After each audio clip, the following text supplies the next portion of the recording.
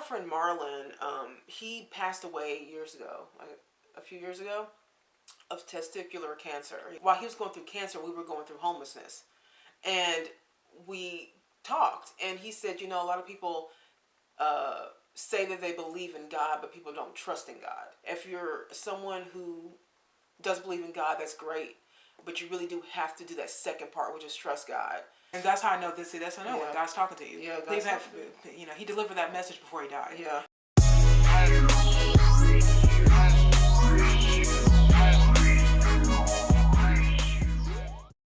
Hi everybody, welcome back to our channel. We had a really interesting week. I guess like last week or the week before, Kara and I both got messages from people. Yeah. I wasn't even going to talk about this, but it just dawned on me now. We were talking about manifesting, but I'm gonna share this with you guys. We had an event in Indianapolis. There was a convention going on, so the whole hotel was booked with these groups of people. And we were packed, like we were booked. All the reservations I thought came in, and then it's like at 3 o'clock in the morning, and there was this one reservation left that I didn't even know how this person even got the reservation. I thought we were overbooked, but he comes walking into the hotel, and he's like, "I have a reservation." I said, "There's no way you can have a reservation." I know that we were 100% booked. Anyways, but then lo and behold, there was a reservation for him, and he wasn't here for the event. He had nothing to do with the convention that was going on. It was late. It was like 3 o'clock in the morning, so he wanted to get to his room. So I gave him his key. He went to his room, or he started to go to his room, and he was starting to head up the stairs with his luggage. But then he stopped. He came back to me, and I was like, "Oh, is there something wrong?" And he was like, "No, I don't want you to think it's weird." He's like, "But he asked me if I was Christian, and I said, "No, I'm not." He says, "It doesn't matter. I just was curious." I said, "No, I'm not." He said, "Well, I'm being I don't want to be weird, but I had to give you a message." And I was like, "Okay, that's interesting." So he says to me, everything that you want is manifesting at this time, but you are concerned about the when or the how. Yeah, the when and the how is what he said. He said those two words, the when and the how. And I said, I didn't say anything. I was just like, "Okay." And he was like, "And sometimes it's not kind of your business to question the when and the how. Let God do that, and you just do what you do," right? And then he mentioned that I have been in something for a long time, and it's coming, but it's just that it's so long that you don't know when it's going to happen, right? And that's the part that you're questioning. So he said for me not to, continue to walk in faith and don't like teeter into your own understanding, okay?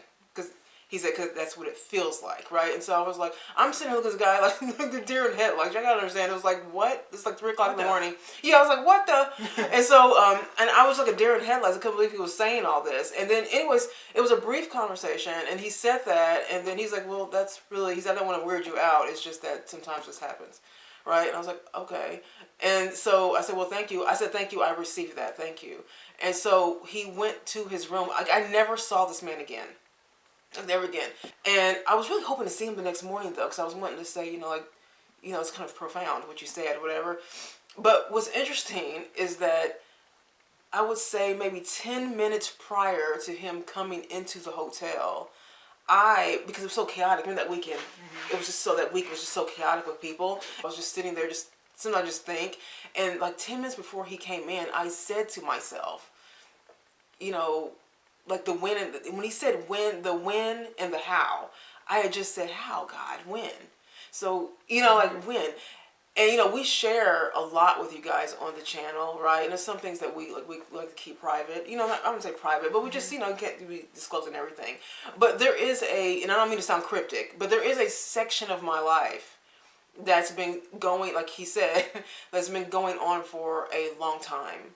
And, like, when you think a long time, I'm talking about years, okay? So it's been going on for a long time, and I always wonder, like when, like how's it gonna happen? So when he said that, it just threw me. Like I cried. I was at work, I cried because I was like, and it was like sad tears. It was like a confirmation.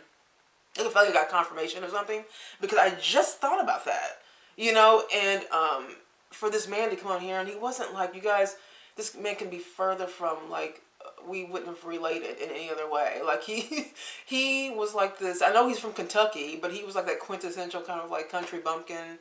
He's an older white man. You know, he was real dirty because he's got done doing like some kind of work he was doing. That's why he was checking into the hotel. So he wasn't like any part of my world. What I'm trying to say. And I just remember thinking, gosh, that was you get like I always get signs, but it's everyone like it's not very often you get a literal message, right? And not very often you get that, and it just stuck. It's stuck with me. Like it just stuck with me, you know. And I don't know. It was just like overwhelming just for someone to come and say that, never see them again. That was it, you know. Right. But I'm grateful for it because I think what happened was I was starting to lean on my own understanding. I know that you're not supposed to do that. You know what I mean? That kind of messes up. You have to walk in faith. And for him to say that, I thought, wow, that's on time.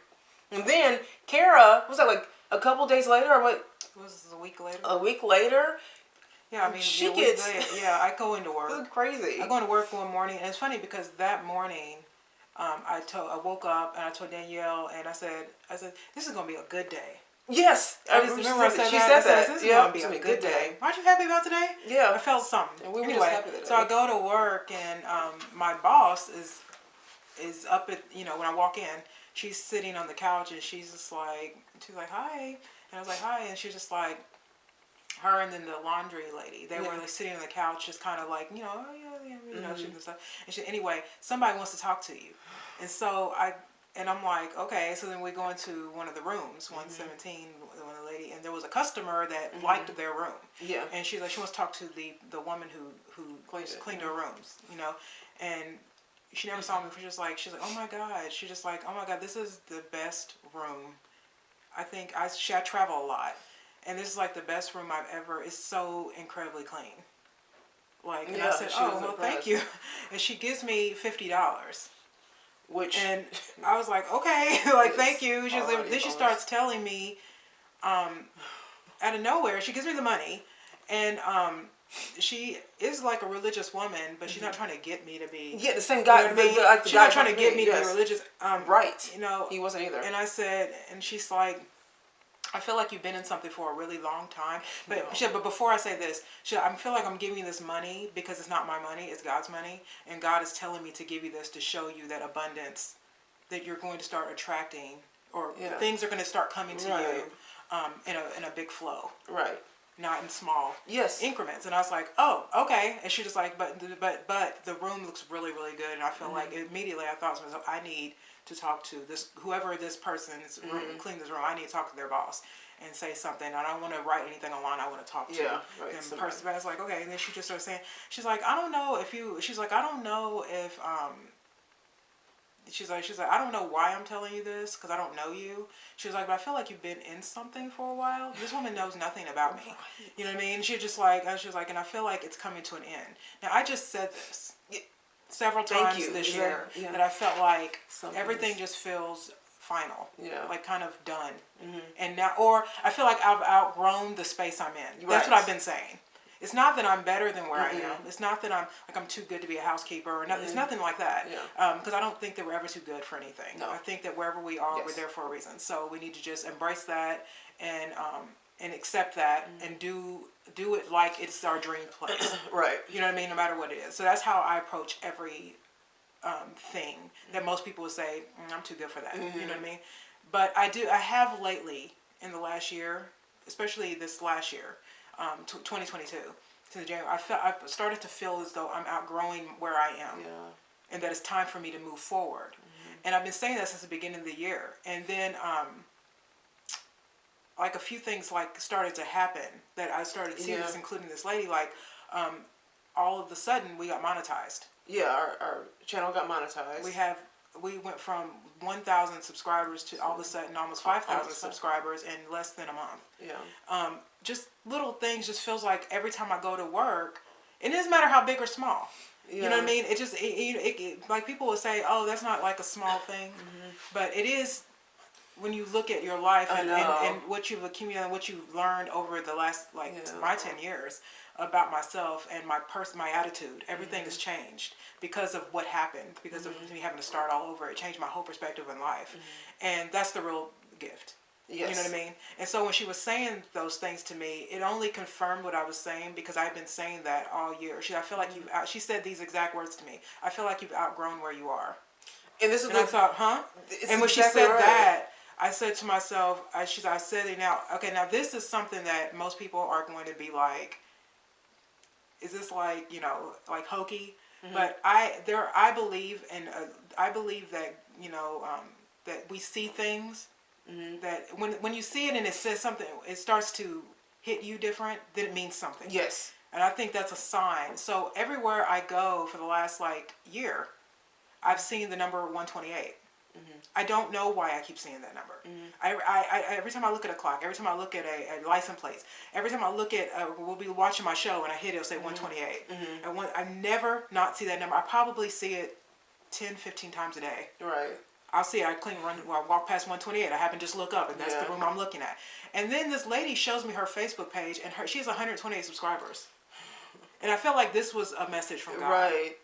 It was like she confirmed something that he confirmed that was from that her. was You know what I mean? I thought to myself, she goes, I don't know why she showed me I know why, because we were talking about YouTube. I told her I don't do social media anymore. And she said, I don't really either, and I have very few people. And she's like, let me show you. And then she pulls out her phone, and she goes, see, and she says, see right here, I got 128. I have 128 people, my friends, on my Facebook page. I thought, God, that number. And I just thought to myself, there's some kind of confirmation there. It was just so weird to me. That's very random. Yeah, you know what I mean? Like if you're not, so if you're not somebody, a spiritual person, or if you just don't believe in God, a lot of what we're saying is not going to make sense to you, but it's okay. Because it's still, sometimes, I think that's why, I wasn't planning on talking about this. Yeah. I wasn't planning on talking about this. But that whole situation was so profound, I guess is the word, and shocking yet confirming, that I just almost couldn't even believe what this guy is saying. And all I could think is like, you get these messages all the time. We see messages all the time, Curiously the 128 and all this. And we ignore what it is, that we ignore signs, is what I'm trying to say. A lot of people ignore it, and because if you don't get the literal, he just literally told me what you're manifesting is going to happen, but you need to just lean on God's don't try to figure this out in that way. God will figure that out, and then your job is to just walk in faith. And walking in faith basically just means you walking blind. You're just saying that it's going to happen, because you have an understanding and connection with God. But your faith is tested a lot when you're in a situation for a long time. So, so you can get tested in any ways, right? But when you're in a situation for a very, very long time, you start to, when? How? I don't get it. You start asking these questions, and for him to confirm that with me was it was a jaw dropping to me. There was a time, Danielle and I have this weird moment in life where things happen to us at the exact same time. Simultaneously, yeah. So, it was weird. Our last boyfriends, we both met in the same way. Yes. And we both broke with them at the same time. You know what I mean? When we lost everything, they also left. Yes. I broke with mine, but I'm saying, the relationships were over at the exact same time. Right. Then one day, me and Daniel we didn't have a car, so we were walking over to a gas station to get something for breakfast, and I looked down, and there was and I saw money on the floor, and it was $100. I found $100 on the ground, and I couldn't remember. A week later, Danielle found $100 on the ground. I don't even understand how that happens. And now she gets a message, and then now I get one a week later. It's like our lives. I always looked at my sister as my soulmate. Yeah. Of course, we had that relationships outside of each other, but I may have known. Sometimes I feel like I might have known you in another life. You would have. Yeah. There's a kindred spirit. There's something there that I always feel balances me. A friendship that I desperately need. You know what I mean? Because especially with the way my mother had me. And then, she didn't have a long relationship with my father. but she got pregnant one more time. Yeah. And then he was gone. He was gone when she was pregnant with Danielle. You're right. And we're only a year apart. And sometimes I just think, when we talk about fathers and stuff, I wish he was around. But I am glad in a weird way that I've been able to walk through life with my sister. Yeah. Because it would have been sad if I'd been alone. I know. So how would you? Because I've been an only child. That would have been. I can't imagine myself being trying to navigate through life without knowing what we know now with our relationship. Right. Yeah. But you are right. It's like we simultaneously. I feel like we're supposed to be together. We keep getting we get messages, but again, we don't even work on the same shift. I work a different position. This is a different day, different person, but it was still a guest in the hotel. And for someone to give me that message, and then this happened to her, and the messages are so very similar, like pretty much the same. It was just kind of like, I don't know if you guys have ever even, I don't know if you guys have even experienced that before. Have you guys ever experienced that before? Like, it's really crazy, kind of just profound and just amazing to me. And I feel like, because I wasn't, like I said, and again, I was not planning on even talking about this. It just dawned on me. We could be talking about manifestation. And I always feel, I don't know, I feel like I wanted to talk about this because I think someone probably needs to hear this. If whatever your desire is, whatever you really, really want in life, right? It's just not just want like in frivolous, kind of like trivial. I'm talking about something that you desire within you, and it's a part of you, like you really want. I don't care if it's a job or a marriage or kids or whatever it is. You really cannot suffocate the thing. You know what I mean? Like you're gonna have to walk in faith on it. Which was the message I was getting from this man is that don't be so concerned of the how and the when, because a lot of times we get overly concerned with these things, and then we forget that there's another plan going on the whole time, but you're holding on to it so tight that you're not just kind of like surrendering. And so when you hold on to your dreams and your aspirations or whatever it is so tight, you suffocate it to the point where it cannot breathe and it cannot develop wings to get to you. Because you're so, and so I just would say that release that. Release that. Yeah, you have to release that because it will kind of get to you.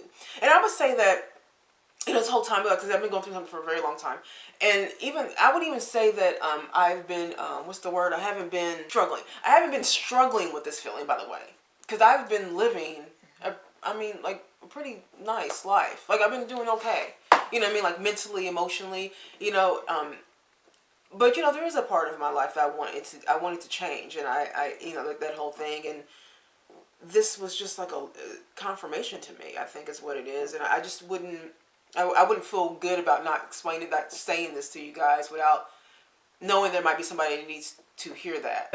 Our friend Marlon, he passed away a few years ago, of testicular cancer. He was a young man, just full of life and all that. And I remember he was talking to us, or I think even individually, he had said the same thing to us, that while he was going through cancer, we were going through homelessness. And we talked, and he said, a lot of people say that they believe in God, but people don't trust in God. And in that moment, it meant so much to me, because I was like, yeah, that's what it is. Because everything prior to me losing everything, I believed in God, but I think what it is, I never really trusted in the process of what God has for you.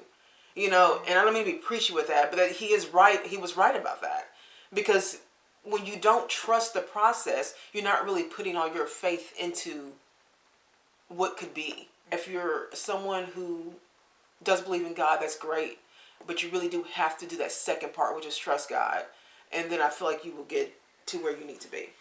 Yeah, I believe at 46, I believe that faith is everything. Yes, everything. There's nothing to me that matters to me than my faith in God. Yeah. That's it. That's it. It's the only thing.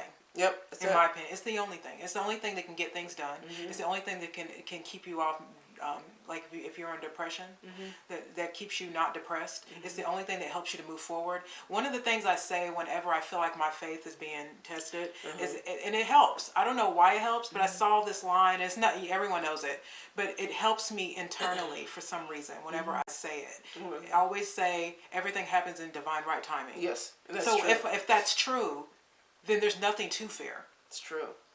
And so in my mind, when I say that, whenever I'm in a place where I'm being tested or I'm feeling a little scared or something, every time I always say to myself, everything happens in divine right timing. I've often believed that sometimes God takes our desires and keeps it to a place where we have no choice but to have faith. My ex-boyfriend was a good example of my faith in God, because when I met him, I was 39. And the only thing that was keeping me in that relationship was that I wanted to have a child.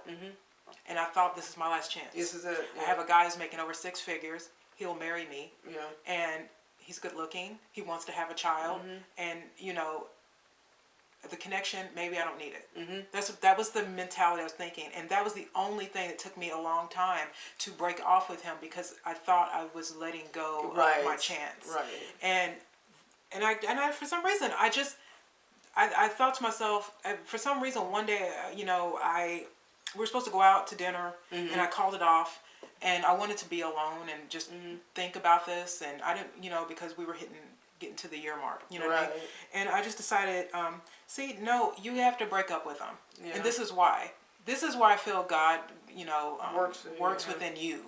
There's not a voice. You're not going to hear God say, Kara, you know, it's the internal, it's almost like a feeling that you have within yourself that God talks to each one of us and answers our questions, and it feels right. It feels very right. You know what I mean? He said to me, you know, what you're doing now is leaning on your own understanding. There you go. So you don't trust me. I could possibly get you pregnant at 47. But what you're going to do is to get married to someone you know you're not happy with, make a child, and then you're divorced. And then then you'll be mad at that and hurt with that, and then it won't be the happiest thing you ever thought. Because it's only fun to have a child if you're in a union with someone that you're going to share that with. So you're either, so this is what I'm saying, I always felt like that, like, I don't know if I ever will be a mother or how I'm going to be it. But what I do know is that at that moment, I believe that God was using what I wanted to push me to have faith, and taking it away out of my own understanding. Because now I have nothing but faith. I can only have faith. With this situation, I can only rely on faith because I'm 46. You know what I mean? And that's it. So if I meet someone and it happens, then I took that gamble, and I took the gamble on God.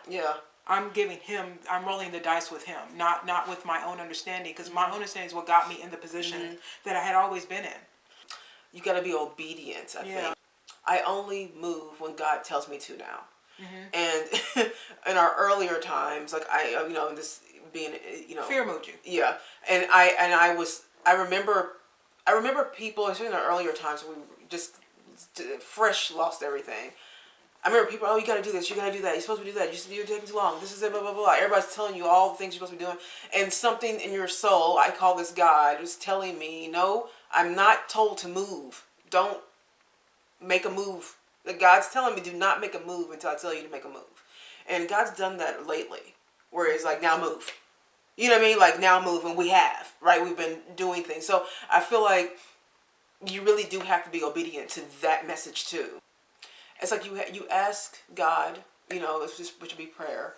You know, you do your prayers and everything. But I think that the part we miss out is that we forget to be quiet and listen for the answers. So we're always talking and praying, and oh God, give me this and give me that and the other. You know, you want, you know. And I think that we forget to be quiet, to listen for the answers. And in that moment, it was like 3 o'clock in the morning. It was so quiet. You know what I mean? Like, this one lone guy came in, and I was so quiet right before he came. I was in a place of kind of meditation, you know, because I was like, you know, thinking like, when and how. And this guy walking in was just kind of like, don't think about the when and the how. I was like, what is this? You know, like, what is that?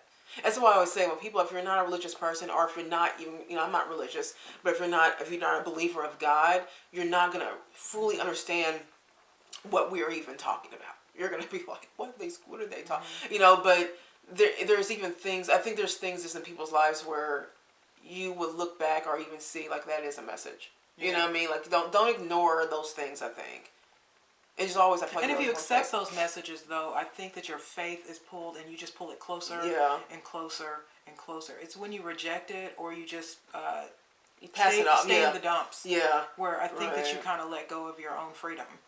You know what I mean? And you know, I do think God is freedom. Yeah. I think that we're all here for a purpose. We're not here just to make money. And we're not here like, you know, how we try to pretend like that's what we're all here for. We're all here to be millionaires. And, you know, I do think that we are all here specifically for something. You know what I mean? You know, and so for that, I'm obedient to that. Because I don't really know. A lot of people say a lot of things about you on that journey. A lot of people call you too old. They'll call you, but that's what faith does. Faith says, no, God is the answer. People are not. And if He needs you to get a message through someone, He'll send the right person to give you the message, and you'll know. That's probably why you felt like that. Well, I felt like that with the lady. It's because I don't generally listen to most people. But when you did just affirm something to yourself or just say something, and then, you know, the other day like I was telling Dan, I had a dream that I was, you know, cleaning up in my, you know, home. And I told Danielle, I said it was like this, like, it was a silly, you know, dreams are, they're weird. You know what I mean? And it was like this egg on the ground, and it cracked, and I thought it was, because in my dream I thought it was a mouse, but it wasn't. It was like a fish. And then this girl that wasn't Danielle, I don't know who it is, she put it in some water, but the fish kept getting bigger and bigger, but not over days, over minutes. It just got bigger and bigger and bigger. And then finally the girl said, it's too big for this.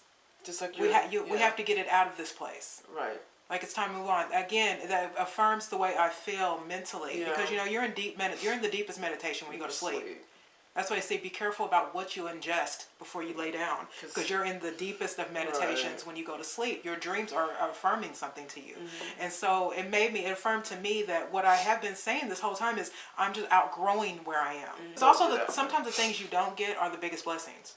It's things you want that you don't get, sometimes they are the biggest blessings in life. Yeah, I mean, even my ex-boyfriend, like, I thought that's what I wanted.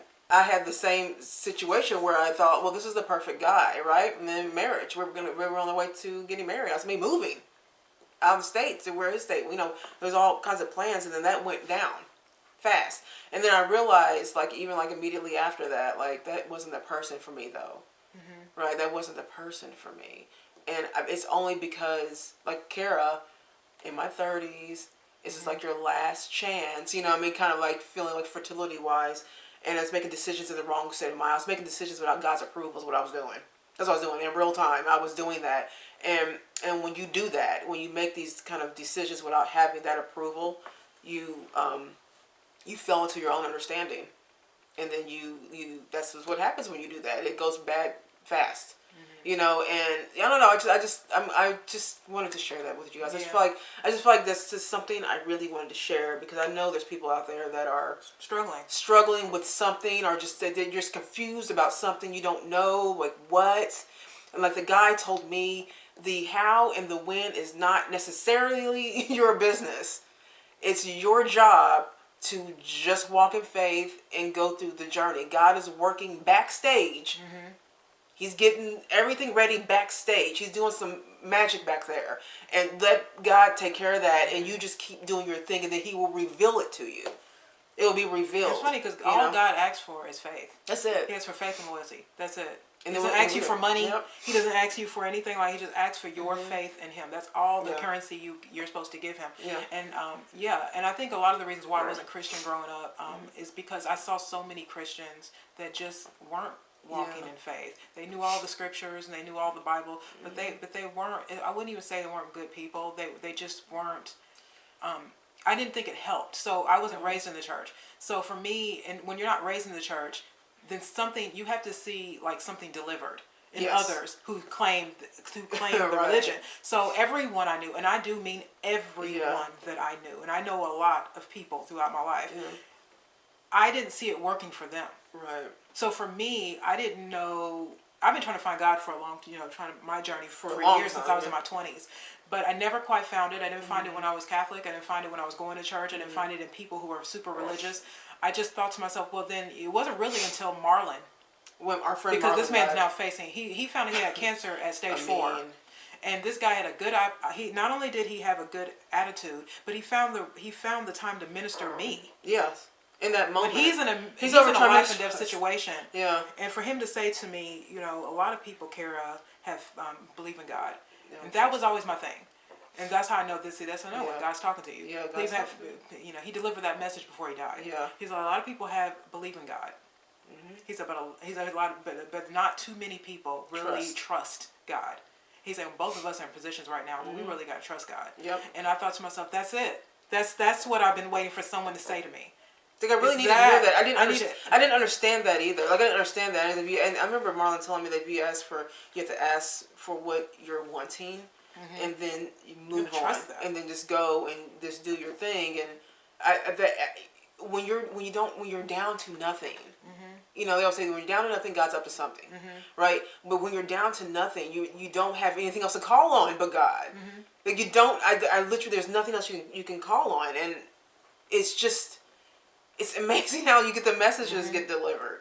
And I told this story a long time ago about when we were first got. I'm gonna move on pretty quick, but I'm gonna tell the story real quick.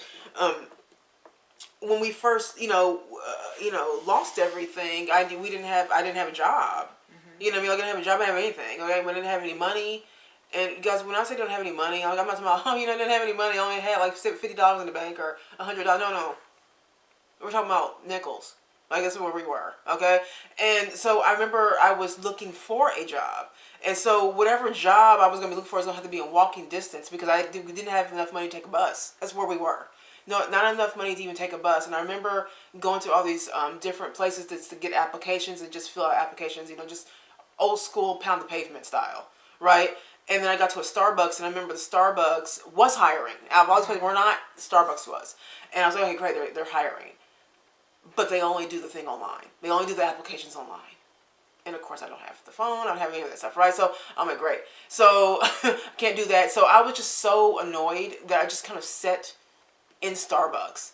And I remember just being like, God, I just need something to get the ball going, to get the wheels moving, just something. And, it was past time to be looking for jobs anyways. It was getting like 5 p.m. And I was walking back to the hotel. And when I walked in, the owners of the hotel were at the front desk, and they asked me if I needed a job. And that this is what I'm saying. When you ask for something, and my walk back was very quiet because I didn't have any luck. You know what I mean? Like you asked me to need something, and the fact that I got something within that time, it shows you that if you just trust.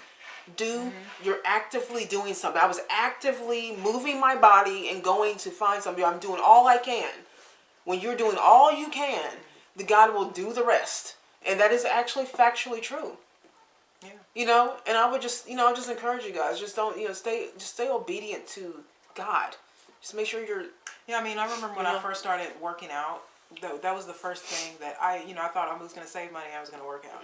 And I thought it would be the saving money that I would get at first because it's easier. You know what I mean? But it really wasn't. Actually, everything was kind of coming against me financially to even save anything. But I started working out. It changed my whole life. It's amazing how you can do something for 15 minutes. And it showed me, first of all, I'm out of shape. But not only did I become a workout person, but when I had to I went and bought my own elliptical. Yeah. And my own workout stuff. And I remember when we bought the elliptical, I thought to myself, I can't believe I just bought a full elliptical with my money. Yeah. That I don't owe. My whole adult life prior to this, I was always robbing Peter to pay Paul. I know. And here I am working at a place that pays me the least amount of money, and I have the most amount of money, and I'm able to not only that buy something not on time, but in its whole bulk. And it showed me something. And also I use it every day simply because I feel so grateful to be able that to I have a workout machine. And that's why I encourage fitness. even though it's kind of sucks sometimes, is because I do think that there is something that helps you to move forward mentally when you're not just sitting there unhappy, when you're actually doing something. Like Danielle said, the reason why she felt good about the job is not because it was the greatest job in the world, it's because she was actively doing something. Yeah. And when you do what you can do, God yeah. does the rest. So that was impromptu. This one to send that message to you guys, and maybe hopefully it helps somebody out there. So that's it. Don't forget to like and subscribe, and we'll see you on the next video.